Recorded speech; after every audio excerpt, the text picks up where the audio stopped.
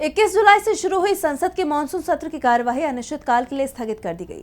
सत्र के आखिरी दिन पीएम मोदी की मौजूदगी में विपक्ष ने न सिर्फ एसआईआर और वोट चोरी पर अपना विरोध जारी रखा, बल्कि वोट चोर गद्दी छोड़ के नारे भी लगाए। इसके साथ ही स्पीकर ओम बिरला ने इस सत्र को लेकर सदन में अहम जानकारियां भी साझा की। इस दौरान इस पूरे सत्र में सरकार विपक्ष के सवालों से बचती हुई दिखाई दी।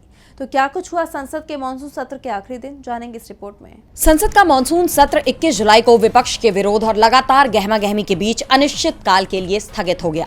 एक महीने तक चले इस सत्र की शुरुआत 21 जुलाई को हुई थी, जिसमें सरकार और विपक्ष के बीच लगातार टकराव देखने को मिला। बार बार व्यवधान, स्थगन और विपक्षी दलों के बहिष्कार के कारण सदन की कार्यवाही प्रभावित होती रही। सत्र के आखिरी दिन लोकसभा में प्रधानमंत्री की मौजूदगी के दौरान विपक्ष ने वोट चोर गद्दी छोड़ के नारे लगाए, जिससे सदन का माहौल गर्मा गया।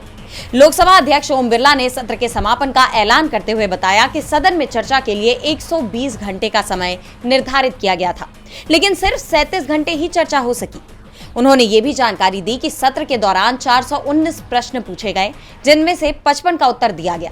2 बार के स्थगन के बाद लोकसभा को अनिश्चितकाल के लिए स्थगित कर दिया गया। सभा की कार्रवाई अनिश्चितकाल के लिए स्थगित की जाती है। वहीं राज्यसभा में भी स्थिति कुछ अलग नजर नहीं आई। सत्र के पहले दिन बिल ऑफ लैंडिंग विधेयक 2025 बिना किसी रुकावट के पास हो सका, लेकिन उसके बाद के विधेयकों को पारित कराने में सरकार को खासी मशक्कत करनी पड़ी। कई विधेयक या तो संक्षिप्त चर्चा के बाद पास हुए या फिर विपक्षी दलों के बहिष्कार के बाद।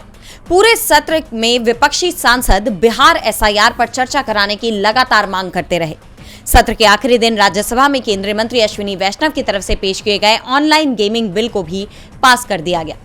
कुल मिलाकर ये सत्र संसदीय कार्यवाही और सफल चर्चा के बजाय राजनीतिक खींचतान और सरकार के चर्चा से बचने को लेकर विपक्ष के आरोपों के लिए याद रखा जाएगा। डीबी लाइव की रिपोर्ट।